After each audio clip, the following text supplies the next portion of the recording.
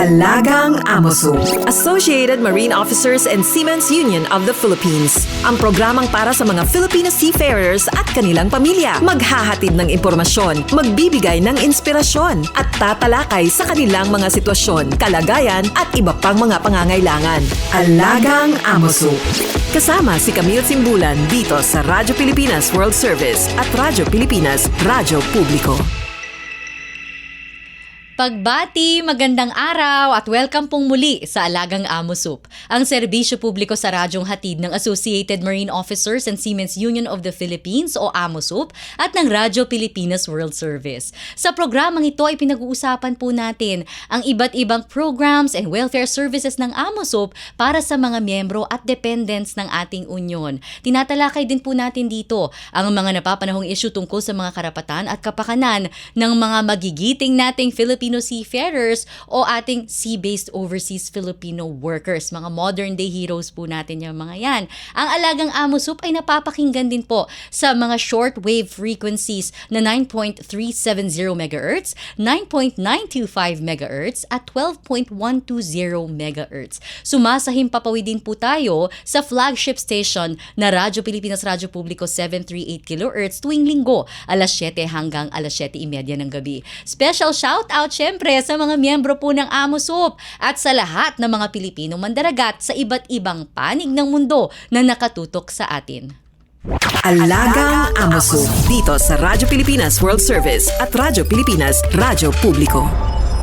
Last week po, napakaganda ng topic natin dito sa Alagang Amosup, Tips for Happier Life at Sea. Nakasama po natin si Dr. Ronnie Mutilla, ang OIC Director po ng Integrative Lifestyle and Wellbeing Center ng Miriam College. Napakarami po natin natutunan mula kay Doc Ronnie at itutuloy po natin yung ating mga tuntunin tungkol sa mental wellness, tungkol sa family wellness dito po sa episode natin ngayong araw. Ang makabuluhang episode po natin, syempre dahil buwan ng Pebrero o Love Month, malapit na po ang araw ng mga puso. Hatid po namin sa inyo ang episode na Listen, Laugh, Love, Tips for Long Distance Relationship. Kaya makakasama natin ngayon ang isang eksperto sa pamilya at komunikasyon. Isa po itong inspirasyon personally sa akin, bilang isang nanay at bilang isang babae. Siya ay ang Director for Alumni Engagement at part-time faculty sa Miriam College. Dati rin siyang nagsilbing College Dean at Dean ng College of Arts and Sciences at naging Chair ng Department of Communication. Sa loob po ng maraming taon, kinilala siya sa kanyang kahusayan sa pagtuturo, kabilang ang pagtanggap ng Teaching Excellence Award noong 2008 at 2022. She also advocates for responsible parenting and building strong families through positive and peaceful communication. At syempre, isa rin po siyang matagal ng katuwang ng Amosup sa mga talakayan at programa para sa kapakanan ng ating mga Pilipinong mandaragat at kanilang mga pamilya. Let us all welcome to the show. We're very happy to have Dr. Maria Margarita, Dr. Marge Acosta. Ayan. Hello Camille. Welcome po to Alagang Amosup, Doc Marge. All right, thank you very much for the invitation, Camille. Ayan. Okay, Doc, lapit lang po tayo sa Alright, Ayan. So, napaka-interesting po ng topic natin, lalo na sa mga listeners natin na mag-asawa. Siyempre, long-distance relationship. Ang dami Relate po. na relate Opo. ako. Opo, kayo nga rin po pala, Yes. LDR din. Dahil ang inyong asawa naman po ay... He used to be based sa Korea dahil isa siyang airline pilot. Pero ngayon, after retirement, we're enjoying ourselves. Once again, we're together after so many years of being apart and experiencing long-distance relationship. So, I'm gonna tell you, it really works. Ayan, yung mga tips talaga, Yes. useful tips na makukuha natin kay Doc Marge sa episode na to. So, Correct. Doc, first question na po agad tayo. Bakit nga po ba mahalaga ang komunikasyon sa pagpapatibay ng relasyon ng mag-asawa, lalo na po ng mga pamilya ng seafarers, Doc? Alright. Syempre, alam natin na the distance really will make a difference in terms of proper communication. Ang komunikasyon ay siyang tulay o tinatawag nating presensya ng isa't isa. Ngayon, pag may distance, kagaya ng mga seafarers, tapos ang mga asawa nila, nag-iintindi ng kanilang bahay, ng kanilang mga anak, ang mahalaga ay magkaroon ng bukas at may respeto na kaugnayan. Pagka nagkaroon tayo ng bukas na komunikasyon, ang nangyayari, kung ano man yung nararamdaman natin, maaari nating sabihin. Maaari mong sabihin na nangungulila ka, namimiss mo siya, maaari mo ring sabihin na kung gaano mo siya kamahal, miski na malayo kayo. Kasi yun yung tulay na talagang miski na malayo, kayo ay magkasama pa rin. So bigyan natin ng tiwala, bigyan natin ng bukas na komunikasyon ang isa't isa dahil that will also lead the wife and the husband na to erase any yung pagdududa ba. Oo. Pag may tiwala, mawawala ang mga tampuhan, maaaring wala na ang tampuhan kasi nagkakaintindihan at yung mga pagdududa at hindi pagkakaunawaan ay siyang you will maintain that relationship, that sweet relationship, that open relationship kung talagang meron kayong mahusay, may tiwala na komunikasyon. Open communication. Kumbaga, Yes. huwag ka mahiya na i-express yung love mo Yes. sa kabiyak mo, no? Oo, at Camille, of course, it's not a bed of roses. So maaari rin nating sabihin na maging bukas din sila sa mga problema na kinakaharap nila, especially magkalayo sila. So mahalagang bukas din sila sa bawat problemang they encounter at siguro, of course, tuwing meron ding masasayang opportunity that they can share with each other, that will relieve some of the homesickness. Pero yun na nga, reality check, may mga problema talagang dumadating sa atin at sana wag tayong magtatago ng Yes. mga problemang na-encounter natin. Opo. Kasi Doc March, minsan yung iniisip ng iba, sayang naman yung oras kung pag-uusapan pa natin yung mga problema. Let's just sweep it under the rug. Parang hayaan na yan. Pero kasi diba at some point maiipon din yan eh. Maiipon. So dapat talaga po talaga yung open communication na pag-usapan natin, diba? Correct. At pagka pinag-usapan ninyo, mapapansin nyo rin na doon nagkakaroon ng partnership in the way that you do not only lead your life as husband and wife, pero syempre pag may mga anak na, mga desisyon na gusto nyong gawin para sa inyong pagpapalaki, pamamahala ng mga anak, sa bahay, no?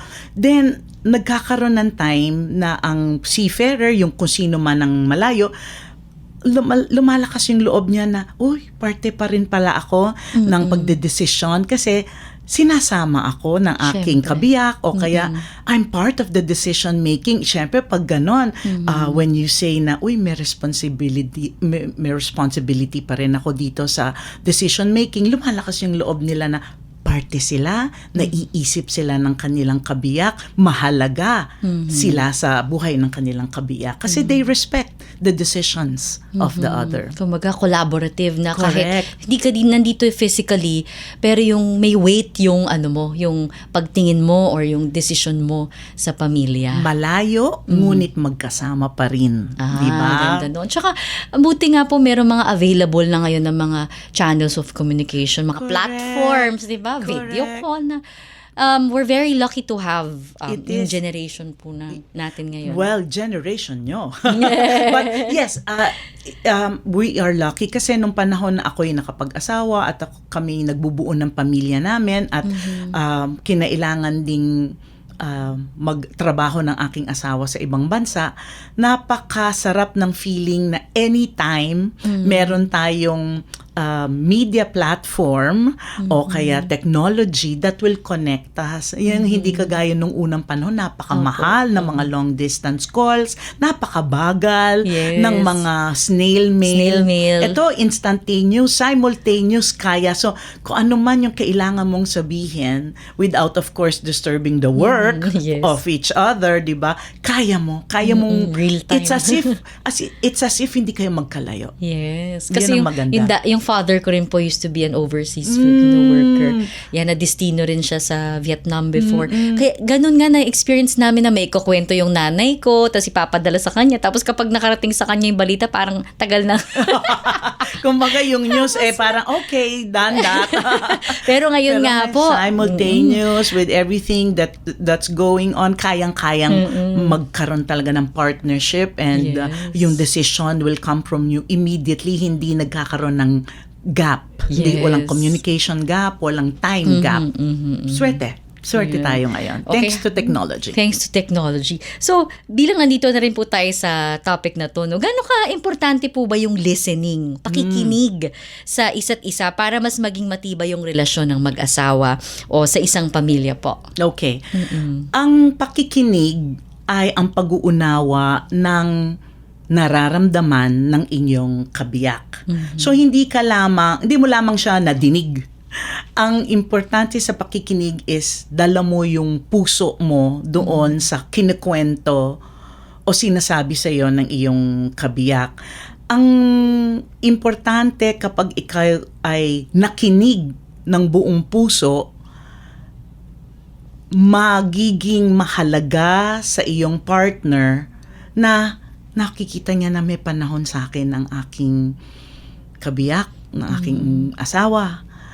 And when you say na bigyan nyo ng oras ang pakikinig, it means hindi kayo nagmamadali. It means hindi kayo distracted sa isa't isa.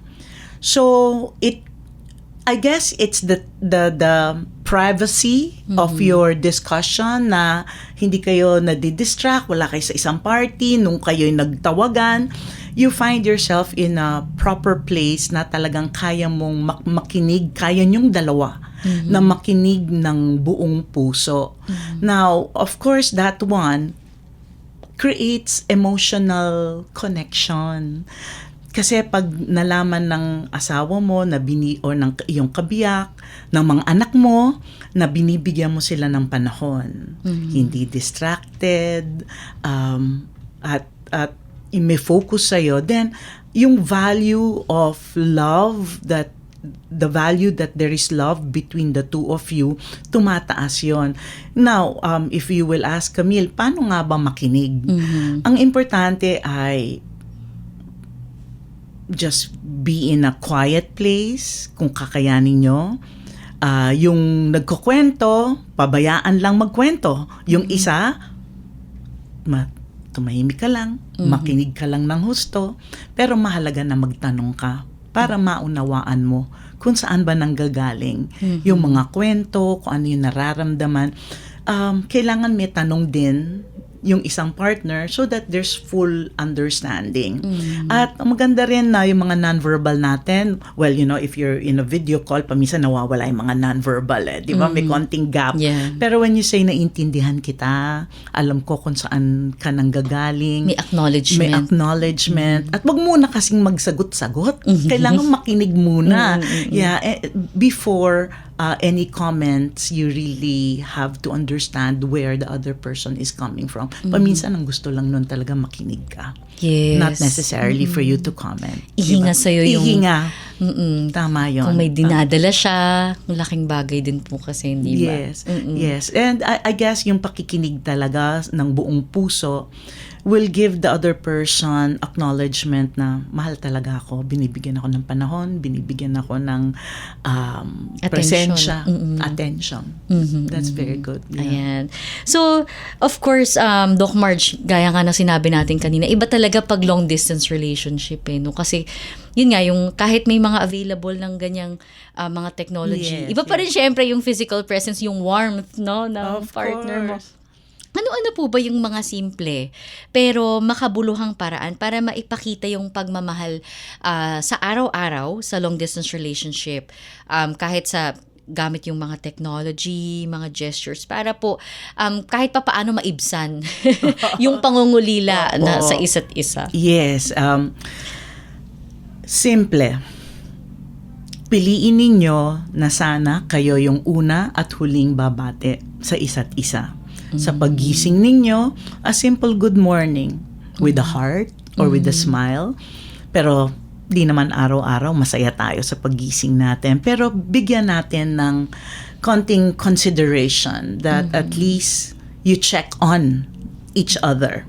Kung pwede, yun na nga, no? That good morning, at sana sa dulo rin ng araw, ikaw rin ang mag-good night at magbibigay ng sweet nothings. Kung paano nyo man gustong i-share ang mga love notes, emojis, Or alright? even just memes, yung mga na nakaka-relate kayo. Yes, photos, memes, anything that siguro yung pag may nakita kang meme tas naalala mo siya, if it's sweet nothings about about flowers and yung parang nagliligawan kayo, etc. Sending those, especially yung photos, what you're eating today, kasi yung kasi mga simpleng ganon. yes, you're just telling the other person, naisip mo siya, yun ang mahalaga. Uy, pinadalan ako ng picture, lunch na tayo, kasi ibig sabihin nun, busy ka man sa trabaho, alaala mo pa rin siya kasi you take that time to send emojis, hearts, this is what I'm eating today, good morning, oops, I saw a friend, look, eto kami. So, it's as if you're telling this person every single hour or maybe minute, siya yung nasa isip mo at gusto niya ibigay sa'yo yung mga happenings, no? Yung what's going on dun sa day niya. That would be very simple, but it's well worth that communication through the social media, our Viber, our, di ba, mga iba't ibang platforms that we're able to share with our loved ones. Doc March, yung milestones, kuwari may mga anak kayo. Yes. Di ba? Yung simpleng milestone ng anak mo na, kunyari, yung kumain na ng solids yung toddler nyo, yung mga ganong Yes, that's correct. videos or... Correct. If they miss it, kasi hindi naman, ideally, they come. Di ba? Pero, ang sa totoo, hindi nila kaya. Ma-witness lahat yon. Yung graduation. Yeah. Di ba? Mga First steps. yes, from Even. first step to graduation.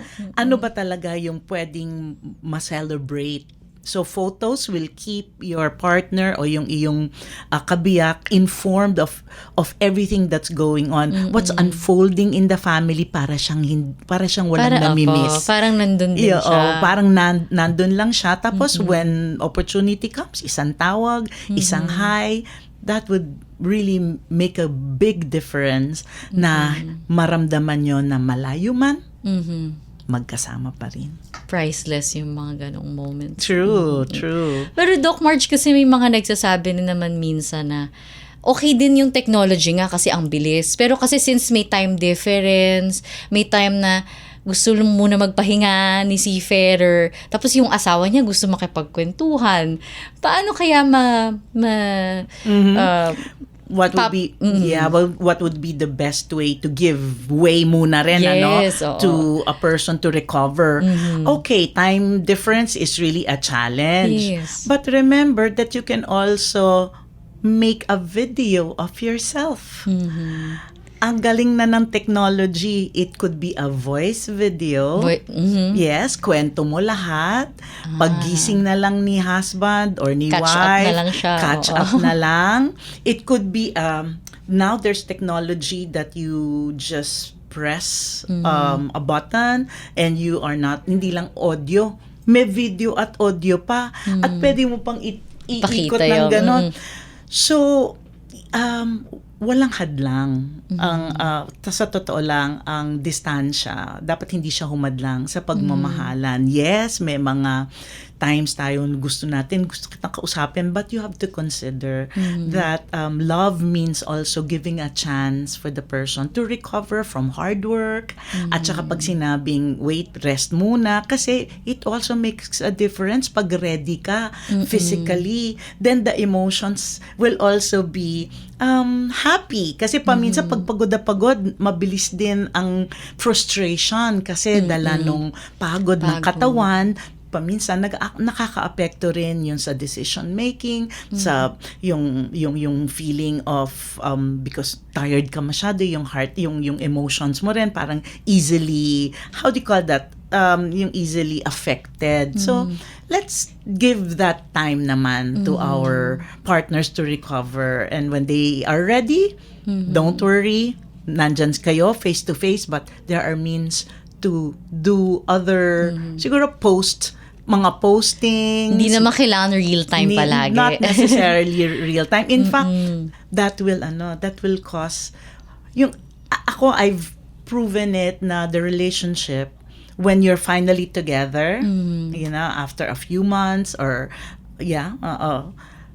tapos na-miss nyo yung isa't isa, tapos may portions then na you're not like available every minute. It creates that factor na you can still talk about everything at home. Hindi yung parang, di ba kinento ko na sa'yo kahapon? Ito na tayo ngayon. So parang, syempre, it makes a difference na meron ka ring marami pang kwento. Nilulook forward You pa. look forward to it. O, marami ka pang kwento. Sususugan mo yung mga nauna mong kinento. Pero meron pa ring mga ways in which, because you miss each other so much physically, but there are also other items in your kwento or maybe yung mga mas malalalim na usapan, mas gusto mo holding hands kayo, mas gusto mo nakatingin kayo sa isa't isa. Not that you were keeping it a secret, but you know which timing is perfect for sharing those. So, totoo, Doc Marge, yung absence makes the heart grow fonder. Tama ba yan? Yes. Tama ba yan? Yes, it is indeed. And when you see each other, sa totoo lang, dahil hindi kayo nag-araw-araw, tapos parang nagbabangayan na kayo because you're there every day. The absence makes the heart grow fonder. Aside from that, you give value dun sa konting panahon nyo na magkasama kayo. Bawat alam mong, minuto. alam mong precious yon. Alam mong no time for any bickering. Let's just focus at the moment and what we have. And it's really precious. Parang you look forward to it, and when, let's say, your partner leaves again, you will miss that person, but you know that there's another opportunity in time na magkakasama ulit kayo.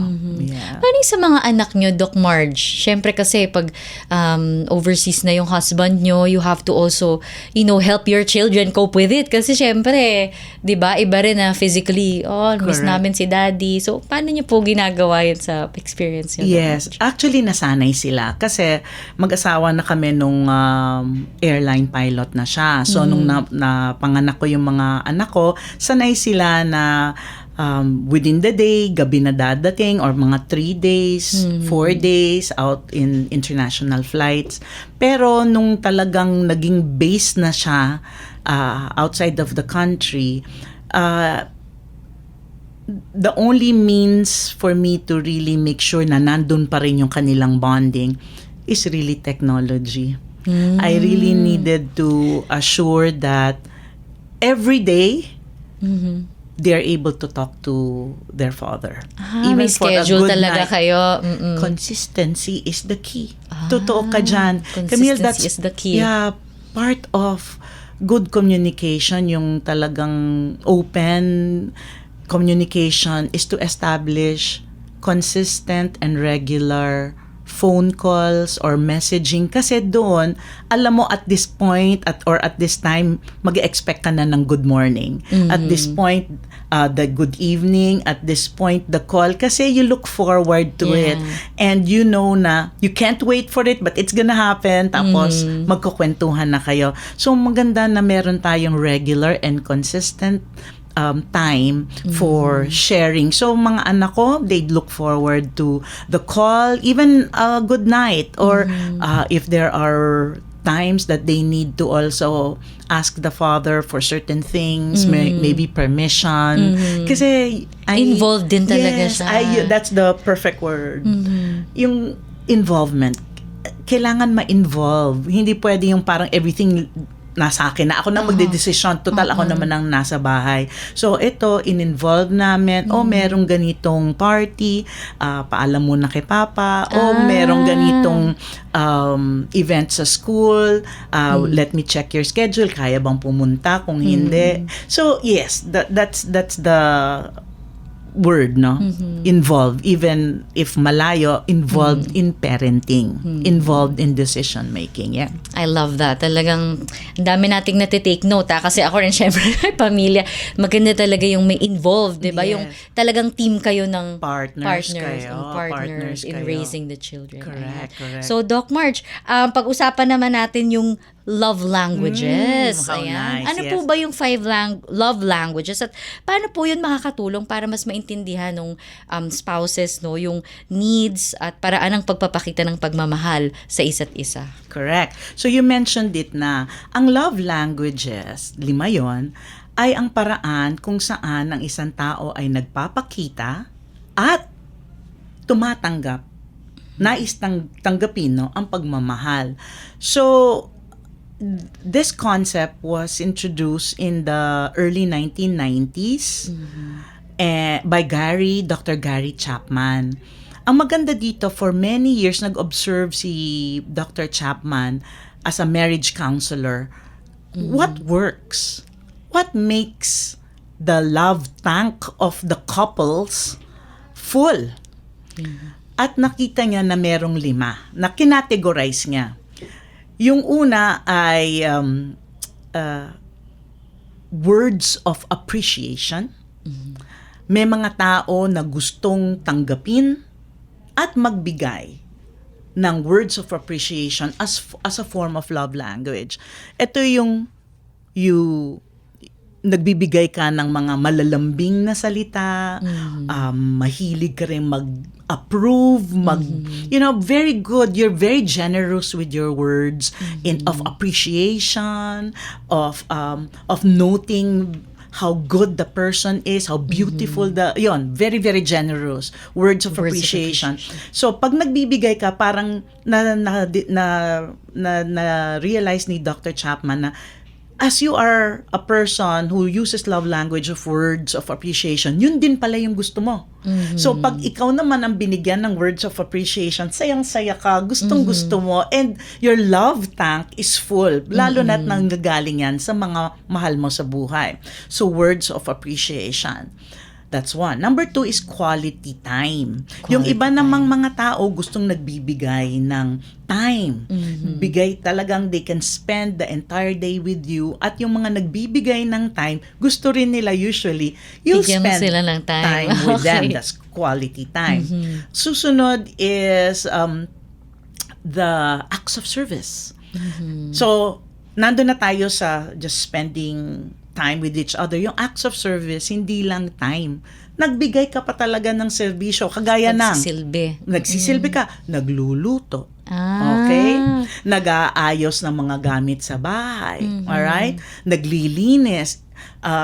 Even just simple errands or doing errands. anything for your loved May one. service ka talaga. Pag sinabing, naku, ang ilaw, papa, ang ilaw, pundido, hindi na ikaw ang aakit doon at papalitan. Acts of service, yung ako na ang bahala, and then keeps the home, di ba, clean, spick and span. So, acts of service yon. Pagkatapos yung iba naman, merong receiving gifts. Or giving gifts. Yung iba, ang love language nila, magbibigay sila ng simple gifts, from simple to very expensive. Pero yun yung love language niya eh. Yeah. So, meron kayong, paminsan yung mga babies nyo, di ba, mahilig magbibigay ng flowers, na pinulot lang dyan yan, little love notes, drawings. By the way, Camille, yung love languages natin, nagde-develop yan through the ages and through the years. It could change Through time. And yes, it is possible that your love language for another may not necessarily be the love language that you want to receive from the others. Now, what's the 5th one? The 5th one, I believe, is physical touch. Yan. Ako, ma-physical touch ako. Yung, yes, mahilig akong mag-tap ng shoulders. Mahilig akong, I'm just very physical, you know. Yung physical touch, enjoy siya na ang kanyang love language is showing that you care. Hugs, a tap on the back.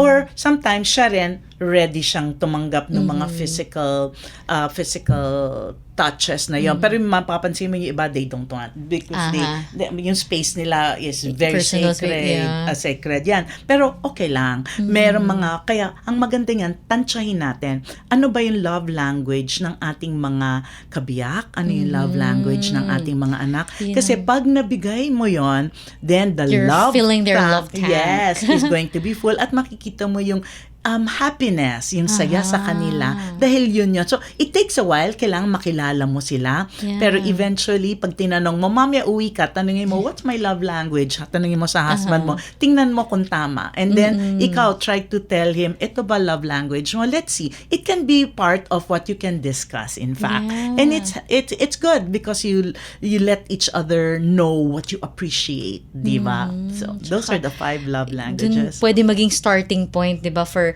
example, yung mga newly married, 'di ba, on Yes. how you would, chart the course of your marriage. Correct. Ano ba yung magandang ibigay or Correct. ihatid sa partner mo, sa spouse mo to fill his or her love tank. Yes. Lalo na kung long distance relationship, Doc March, Yes. mahalaga na alam mo yung love language para Yes. alam mo on how to, to continuously support or to continuously feel the love tank kahit na magkalayo kayo. Yes. Ang quality time lang ang medyo bitin sa mga ganyang long distance relationship. But as the word or as the phrase would say, give quality time, spend quality time means pag nandyan na kayo, make the most out of it and make it a happy one, a happy experience. Without, of course, pretending that there are no problems. You can also talk about the problems jointly as a partner and you come up with decisions, solutions together. Yeah. Parang kailangan natin ng isa pang episode, Doc March, kasi nag-overtime tayo. I But know. Sincerely, Doc March, talaga napakaganda po ng mga shinare nyo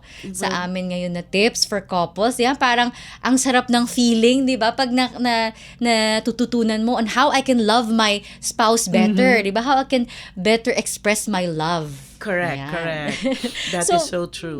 So, Doc March, final na lang po, ano na lang po message nyo sa mga seafarers natin, mga seafarer couples natin? All right. First of all, I'd like to say na saludo kami. Saludo ako sa mga seafarers natin, sa mga pamilya na for the time being hiwalay because they work so hard together to make the family a successful family. So saludo kami, saludo ako sa mga seafarers, saludo ako sa pamilya nila na tuloy-tuloy na nagmamahal at umuunawa sa kanila. Ngayon, I'd like to leave them with these words. Piliin nyo parati ang isa't isa.